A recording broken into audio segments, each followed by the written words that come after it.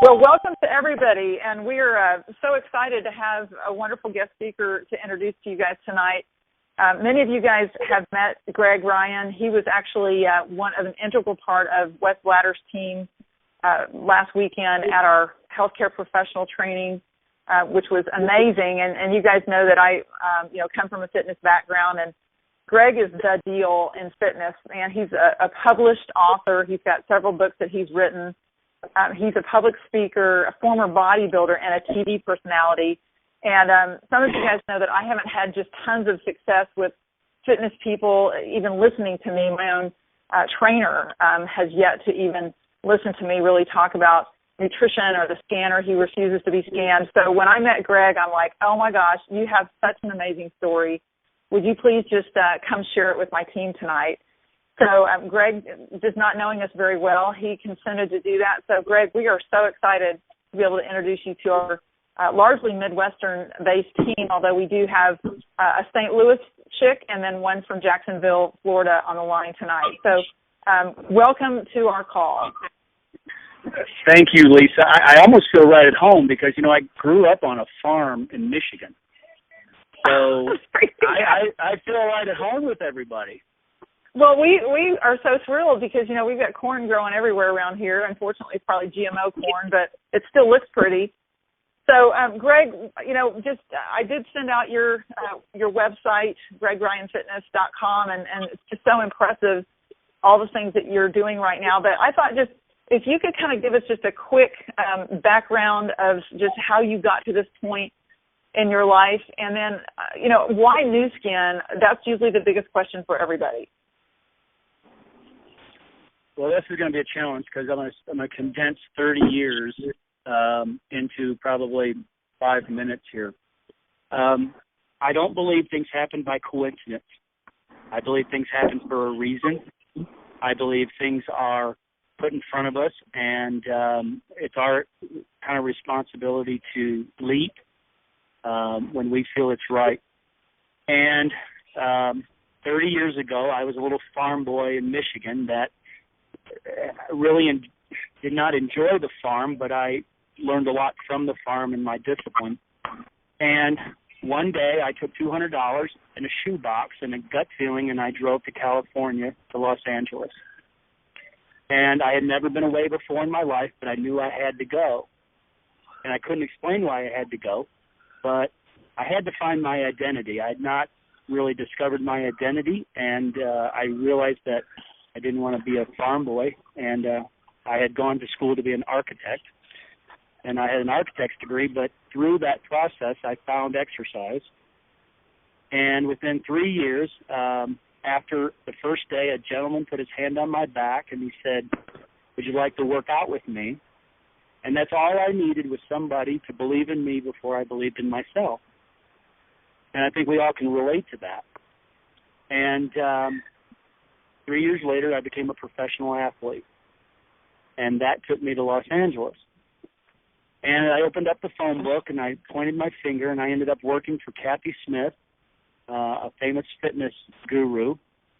And 3 months later, I was Brooke Shields' personal trainer.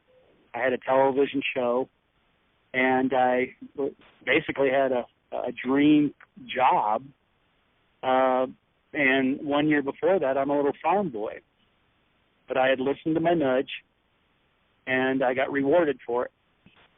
And over for the next 30 years, I ended up from television shows to working with the University of Notre Dame to bodybuilding contests and everything you could do in the fitness business you could ever think of.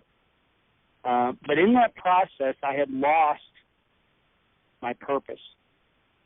I had made millions of dollars, but I lost it. And I made it again, and I lost it.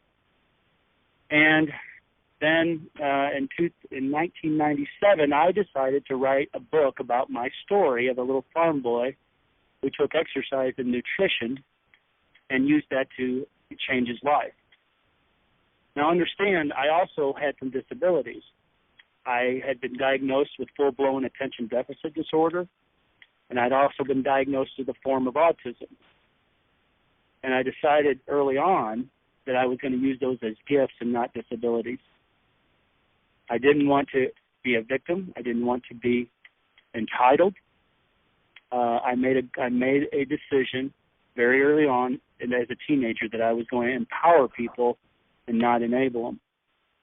And so I decided to turn my disabilities, what the world would say, into gifts. And I decided to write my story. And my father taught me that I would never, my words really didn't matter, so it was kind of interesting. Now, 32 books later, a few bestsellers, that all I decided to do was tell my story. And over the years, that kind of led me to different things. But about 2 years ago, I had gotten to the lowest point in my life. I had some bad things, and divorce and different things, and I went through a life-changing experience. I faced death in the face.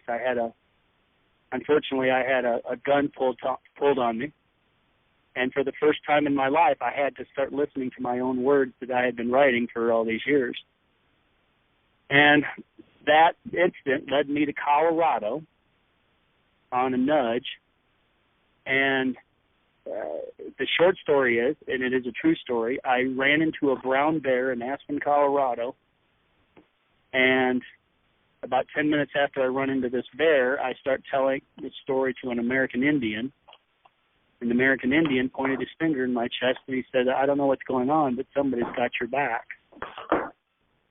And I went home and I sold everything I had, and I moved to Colorado, searching for another purpose. And in a coffee shop, lo and behold, after I wrote my best-selling book out of a coffee shop, I hear a guy say to a doctor, it's not what you do, but it's who you do it with. And I needed to hear that for whatever reason. And I got up and I introduced myself to this guy, and I don't know this person from Adam. And he says, my name is Wes Blatter. And he says, what do you do? And I said, well, I write books. And he says, oh. He goes, you need to meet my business partner, Becky tomorrow. We have a piece of technology that you might want to look at. And that's how this whole thing began. Wow. So, Greg, what is it, though, in your life, because when I can just hear Wes say it's not what you do, it's who you do it with, and I love that statement. But when they said we have a piece of technology you should take a look at, what about Nu Skin or what about that technology? Walk us through just your kind of due diligence process and how you knew that this was a fit for you. Well, I knew so much about the fitness industry that I was tainted. And I like to connect dots. I'm a very good dot connector of common sense. But I'm thinking, what does a piece of technology have to do with me? My first instinct was, I'm not going to sell a device. I'm not and I avoid a vitamin pill like the plague. And I said, well, if this technology is true, what you're saying, Wes, I'm going to do my due diligence because I don't want to be embarrassed. I'm going to do what you do because if you're a real estate man and your story was resonated with me, I'm going to I was smart enough to model the people ahead of me. My whole career has been built on being able to say I don't know the answer, but I'll find it for you, and modeling the people that went before me. I just didn't complicate things. And so I'm looking at this technology and I'm saying, if this is true, then you got a game changer, not only in the medical world, but the fitness world. I knew where the fitness industry was going. I knew it was teed up for something like this, but I had to validate the science. I didn't want to be embarrassed. I didn't want to put my name on something. I had turned down 30 endorsements in my career. But if this is what is true, then you got a game changer, and I want to be involved in that. So I did my homework, and I reluctantly went to Provo. They said, you need to go to Provo. I'm like, what does Provo have to do? I mean, come on. I can do my own homework. I can do all that.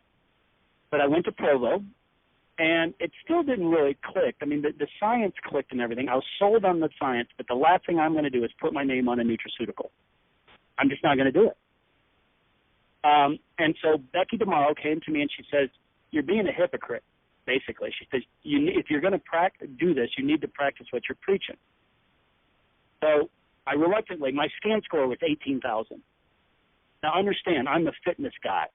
This is embarrassing. I'm not going to promote the fact that I'm 18,000. I'd gone through a lot of stress and all that and everything. And so, but I reluctantly went on the nutraceutical. Well, 2 months later, my scan score was 39,000. Another month later, my scan score was 47,000. And something had changed physiologically inside of me. Now understand, I had been suffering from attention deficit disorder my entire life. I'd been on Adderall, I'd been on all these medications. My brain was foggy from the autism. I ended up sleeping 2 hours less a night than I ever have. My writing skills had totally changed. And I went, oh my gosh. And I rid myself of all my medications that I had been on my entire life because of this nutraceutical. It became personal. And I sold out. And I said, oh my gosh. I mean, and so I have this nutraceutical now. I've got this technology. And the funny thing is, I meet this guy in a Starbucks 1,000 miles away who, for whatever reason, was going to give me a vehicle to do whatever I wanted to do in my life. It was the craziest thing. And that's how I got involved with Nu Skin and Pharmanex and LifePak Nano. So, Greg, how long ago was that? That was in April of last year. Okay, so it's been a little bit over a year for you. And you were at the meeting just recently, and you had a couple of guests with you. So, obviously, tell us, you're building this amazing business. Tell us, how are you building this business? I made a decision early on that I could be another Wes Blatter only in the wellness industry. I was going to sell out to the scanner and the LifePak Nano and Vitality because that was a personal story of mine. And nobody could take that ever away from me. It was my personal story. And if all I had to do was tell my story and then kind of just show these people. Here's the thing, Lisa, that I learned about book writing. It wasn't my responsibility to know if people were going to take my words. It was my obligation to tell the story. And with the scanner thing, it wasn't my responsibility to figure out who's going to listen to this or what. It's my obligation to share this, to give hope to people. And so I sold out that I was going to be a Wes Blatter in the wellness industry with this scanner. But I didn't have a lot of connections. I didn't know anybody in Denver. But now I'm in like 30 states. The two girls that went to Provo have one's broken executive already, and the other one's breaking executive in 2 weeks. They both got scanners. They both got 4 people that's already headed to Provo committed next year or next month. And that was my thing. I'm going to sell out to the Pharmanex scanner because I knew where the industry was going. I knew it was teed up for us from the healthcare industry, from the baby boomer industry, to a cash flow issue with the wellness professionals. So I'm all in that, on that angle. So who do you look for to talk to, Greg? I mean, I know that you obviously you're going to look for people like you, but who do you look for, and how do you find them? I have mastered Starbucks coffee shop. My father taught me about bass fishing. And when this scanner came out mobile, I said, this might be the best fishing lure that you will ever find. And a little history about bass fishing and the Bass Pro Shop is about 15 years ago, a little lure came out called the Sexy Chad.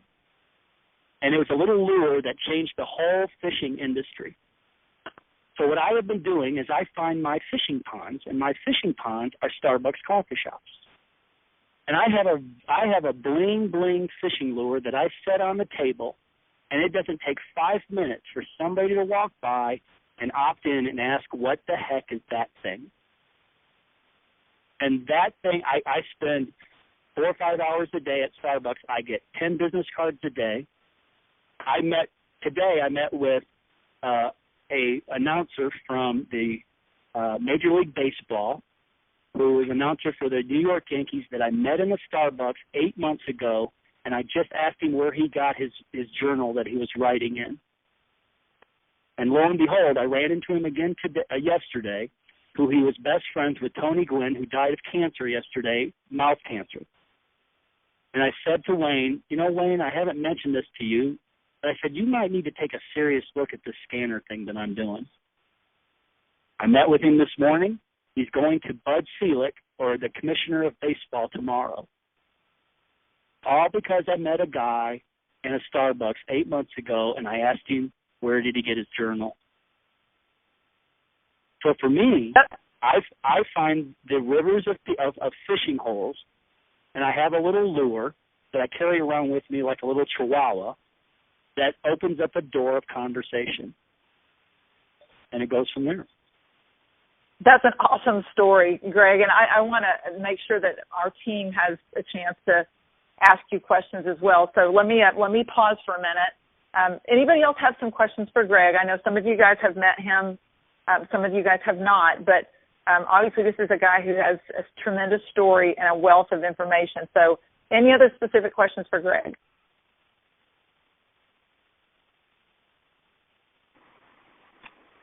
Greg. Yes, sir. Hello. Yes, sir. Hi. Good to hear your voice again, Greg. This is Randy, and Hi, Randy. what a great story, man. You know, on there. I really don't have a question. I just admire you for the fishing holes, because we've tried to implement in some gymnasiums here, but they're so stuck on training that they're not looking at the opportunity that's right in front of their face. They're too busy getting a certification, you know, and then having a godlike complex on training their clientele instead of looking at their health of their clients. How did you budge that in the training world that you were in, Greg? How did you maneuver that or make a difference in that, or did you back off of that and just go into the Starbucks? No, I think the training world is teed up for everybody, Randy, and I'm going to tell you why. They're all broke. The average personal trainer makes $38,000 a year. So, you know, we've talked about this. It all kind of boils down at the end of the day about money, but it also boils down to science. And I can say this because I'm in this.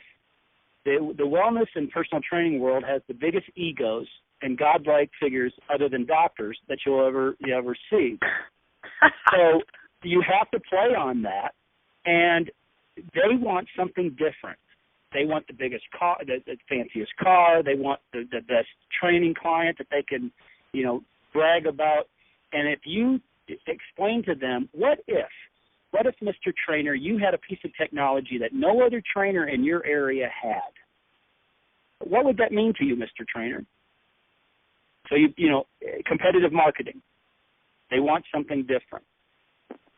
And Mr. Trainer, what if I had a piece of technology that on day one that you could scan somebody and you could increase your clientele's retention span triple it? Because I made my success, Randy, in my retention, not the amount of trainers that I had or clients that I had, but I kept my clients 12 years or more.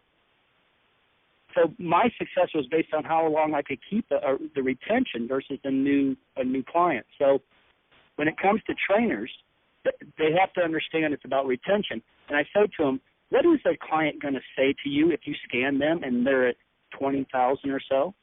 They're going to say, what do I need to do? And the trainer says, well, you need more. You need a nutrition program. You need more training sessions. It's a biomarker to create more services. So I don't know if that answers your question. I think it comes down to money and cash flow, huh? Yes, Greg. Excellent, man. I wish I had you down here, man, as I could play off as my giant fishing hole, but I'm going to hit him because going to hit him on retention and clientele. Excellent. Thank you very much, Greg. But Randy and everybody on this call, do not hesitate on using me as a validation call, because I really believe that from a personal standpoint, a significant standpoint, that the wellness industry, the nutrition industry, the massage industry, the gym ownership industry is teed up. I have a network of gym owners that I am placing scanners in now, because in the gym business, if you can start, I mean, a treadmill is not going to make a gym owner thousands of dollars on a residual income basis. So what if you could tell to that gym owner, like a John Whitaker and a nutrition store owner, listen, from day one, I can help you make $50,000 to your bottom line. What would that do for you? I mean, that resonates with gym owners and trainers, and then you got the duplication process. But the key, Randy, and everybody, is finding an entrepreneur-type minded wellness person. They're not. You got to find them. They're hard to find. They just don't know the business side of it. So, Greg, do you ever fight the battle of with clinical information? Like, seriously, Marilyn, who's on this call, and myself have a guy who trains us Tuesday through Friday who literally says that he doesn't believe any clinical research because it's all biased, and that he just believes people should eat from the earth. Therefore, he refused to scan. I mean, would you just let that kind of guy go and call him a loser, or would you battle that? I'd battle it for about 2 minutes maybe, and I'd say something like, well, yeah, if we live in a perfect world. But we don't live in a perfect world. And as we get older, we need supplementation. I mean, I became a professional bodybuilder, and I didn't take any supplements. I got it all out of the ground from the farmland and stuff. So I understand his thinking to a certain point, but it gets to a certain point where nutritional supplements are needed, especially with your immune system. So I'll fight that battle for a couple minutes, but I start learning that his pain is not great enough. I made the mistake. I have been an LOI king for a year. I'm embarrassed to tell you how many LOIs that I have signed, but my challenge was moving people forward. And so part of that was I was wasting my energy on people that were not at their pain level state. So I have a pain meter from 1 to 10, and if their pain meter is not above 5, they're probably not going to move. And so that type of person will probably not move at that point in his life, but I'm not going to discount him. I'll put him back in my file cabinet, because 6 months later his life could totally change. So, Greg, let me pause you for a minute. I love the pain meter concept. How do you assess pain? I'm a nurse. It's something that we've done, often, but your patients can, just say, hey, what's your pain, 0 to 10? What kind of questions do you ask to assess that? Well, there's 4 categories. It's all lack of. It's lack of time, lack of money, lack of significance, and lack of health. So everybody has one of those 4 or a combination thereof. And I learned early on that if you judge people or prejudge them, number one, you're taking their hope away. And number 2 is that everybody you come in contact with falls in one of those 4 categories. It just might be which level are they in. Now, Wes Broderick, he got me by default because my pain was so great. I was looking for my purpose again. I had lost the reason or my why for doing what I was doing in life. I've been writing books on hope. That was my purpose, was to give people hope, but I lost it. And so the pain was so great. If you would have caught me 8 months before that, my pain would not have been a 5 or greater, and I wouldn't have done this. But my pain was so great that I had opened up myself and go, whatever I need to do. So you don't learn people's pain by talking. You learn by listening. And I can find their pain within 2 minutes. Because they'll tell you their pain. They'll just puke it out. And you got to focus on that. And here's a question that I challenge you guys to ask people, and it's a very tough question, but you will find their pain within seconds if you ask this question. And sometimes I'm straightforward with it. Sometimes I kind of play around with it. Ask somebody why they got up in the morning, and they'll tell you they got up to go to work or to get a job. I said, no, that's the what. That's the end results. What is your purpose? And you'll watch people get mad at you. You'll watch people squirm because they don't have an answer. So I say to people, if your job is not giving you a significance, why are you doing it? and they can't answer it. And every time it sets me up to put this vehicle in their face. Every time. But that's a tough question to ask. You've got to have a relationship with people, or if you want to scratch the CD, as Wes Blatter says, you want to do that, and you'll watch them squirm. Does that make sense? That is awesome. That is a great, great question. And you know what, Greg? I've been around a long time. I've really never heard anybody ask that before. So that is an excellent question. And so let me just we're getting to the end of our call, Greg. You have fed us amazingly well. Anybody else have a question for Greg? I mean, all of us have an opportunity to walk in a gym and meet fitness people, owners, trainers, group fitness instructors. So if you have a question, Greg is amazing. He's a bodybuilder. He's somebody who totally understands this industry. So any questions for Greg? Greg, this is Sheila. Did you always do it with a scanner, or did you start out without one? Because I don't have easy access to a scanner yet. Hi, Sheila. I didn't have a scanner until the new one came out last fall. I wanted the portable one. I just knew that was part of my thing. But here's what I understood from the beginning, and this is how my exercise career excelled so quickly. Is because I used other people's knowledge. When I worked for Kathy Smith, the guru in California, I used her as knowledge base. And I would say to people, I'm sorry, ma'am, I don't know that nutrition answer, but I do know who does. And I got that answer for them. And they respected me more because I didn't know that answer, but I got it for them. So my encouragement to you is to leverage your upline. And I didn't sign anybody up for the first 4 months. Becky DeMauro did all my paperwork. And she said, I've had enough of this. You need to start learning this. Because I leveraged her so much because I knew my guests were connecting with people. It wasn't paperwork. So even though you don't have a scanner, we can find a scanner for you on the location map on the website. You can find a cross line or an upline that is somewhere in that area. And I am a leverage king. I have got probably 200 arrows in my quill of YouTube videos, of Crossline. Steve Weaver did a conference call with me with this National League ESPN announcer this morning, and Steve has no dog in the fight for me. He doesn't benefit whatsoever, but at 6:30 in the morning on the road, he did a Crossline 3-way phone call for me. And that was, I wasn't used to people helping me. But from the beginning, I leveraged my upline to replace that scanner, if that helps. It sure does. Thank you. You're welcome. Sheila, you know how to look for that, right? If you go to the Pharmanex site. Okay. Because obviously you don't have upline there, but there, I mean, I don't know, there could be some cross lines there. I have not really looked.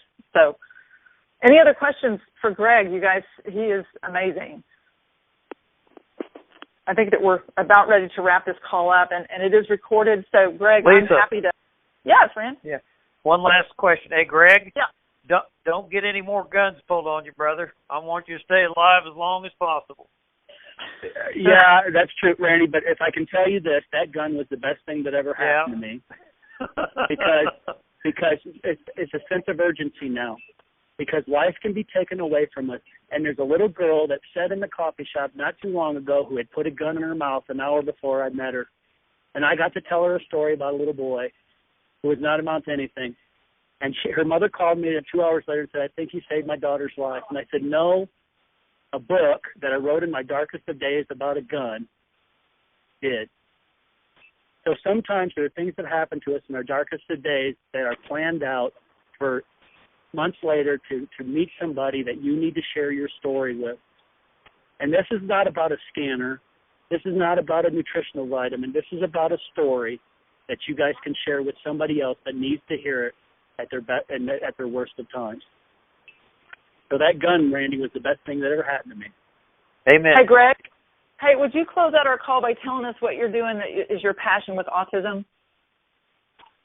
When the nutraceuticals changed my life, I decided that I wanted to use this vehicle to help autistic people find their voice. So I started painting about 20 years ago, and I wanted to create art centers for autistic kids to paint with their parents. But I didn't have a cash flow. One scanner place pays for all of the overhead for all my autistic kids to paint in a center. So now, after a year, I've got hundreds of kids painting across the country with their parents and saving their lives and saving marriages through a vehicle of art, and the funding is coming from the scanners.